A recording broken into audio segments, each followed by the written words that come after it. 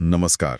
आज हम एक बहुत ही दिलचस्प किस्से पर बात करेंगे। हाँ बिल्कुल। रावण के अंतिम उपदेश, हाँ। मतलब वो बातें जो उसने अपने जीवन के बिल्कुल आखिरी पलों में लक्ष्मण को बताई।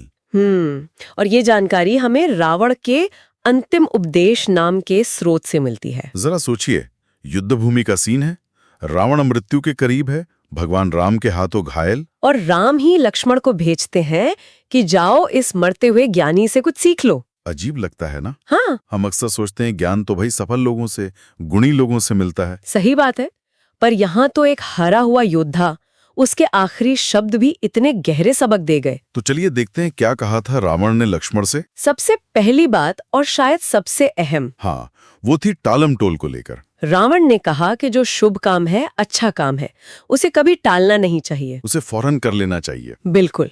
उसे खुद इस बात का शायद बहुत पछतावा था। जैसे शायद राम के सामने समर्पण करने में देरी कर दी। हाँ, हो सकता है। या सीता को लौटाने का फैसला, मतलब सही वक्त पर सही कदम न उठाने का नतीजा। और उसने इसी से जुड़ा एक और पॉइंट भी बताया जो बड़ा दिलचस्प। अच्छा, वो क्या था? उसने कहा कि अगर कोई काम अशुभ हो, मतलब जिसके बुरे नतीजे आ सकते हो, हाँ। तो उसे जितना हो सके टाल देना चाहिए। अरे वाह, मतलब अच्छे काम तुरंत और बुरे काम टालो, ये तो गजब का संतुलन है। हाँ, ये विवेक और दूरदर्शिता की बात है, कब तेजी और कब ठहराओ। सही कहा। अच्छा, रावण ने अपनी एक और बड़ी गलती का भी जिक्र किया था, है ना? अपने दुश्मन को लेके। हाँ बिल्कुल, उसने साफ साफ माना कि अपने प्रतिद्वंदी को, अपने दुश्मन को कभी कमजोर या छोटा नहीं समझना चाहिए। उसने खुद राम को बस एक साधारण वनवासी मान लिया था। और यही उसकी बहुत बड़ी भूल साबित हुई। ये सीधे सीधे अहंकार से जुड़ा है।